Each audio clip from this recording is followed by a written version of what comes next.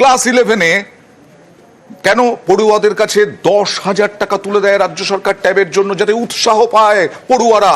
আর পূর্ব মেদিনীপুরে দেখা যাচ্ছে 2,000 পড়ুয়া ট্যাব পেয়েছে, কিন্তু উচ্চ মাধ্যমিকে বসেনি। আর সেই কারণেই স্কুল শিক্ষা দপ্তর পরীক্ষা শেষের পরে তদন্ত করবে।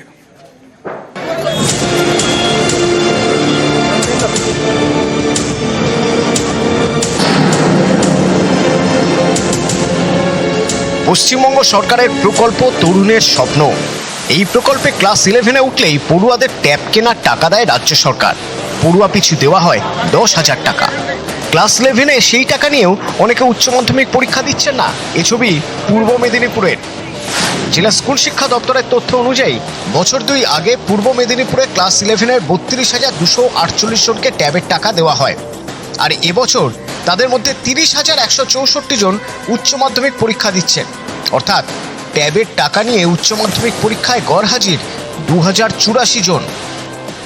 আমরা খোঁজ নিয়ে জানলাম বেশ কিছু মেয়ের বিয়ে হয়ে গেছে, আর কয়েকজন ছেলে ভিন রাজ্যে কাজে চলে গেছে। আর্থিক দুরবস্থার জন্য তারা এই পথ বেছে নিচ্ছে। আমাদের স্কুল থেকে 11-12 মিলিয়ে প্রায় 20 জনের মতো পরীক্ষা দেয়নি।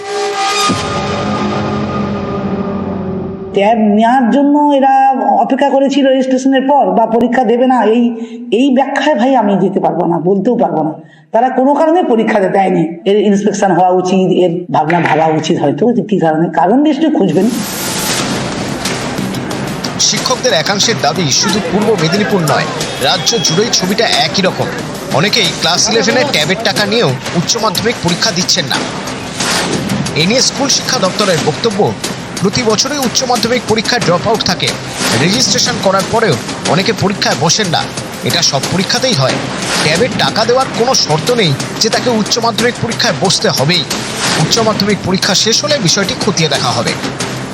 মাধ্যমিক উচ্চ মাধ্যমিক পরীক্ষার রেজাল্টে পাশের হারে শীর্ষে থাকে যে জেলার নাম, সেই পূর্ব মেদিনীপুরে এমন ছবিতে কিন্তু রীতিমতো উদ্বিগ্ন প্রশাসন এবং শিক্ষা মহল। ক্যামেরায় সর্বানন্দ মিশ্রের সঙ্গে সুজিত ভৌমিক, নিউজ 18 বাংলা।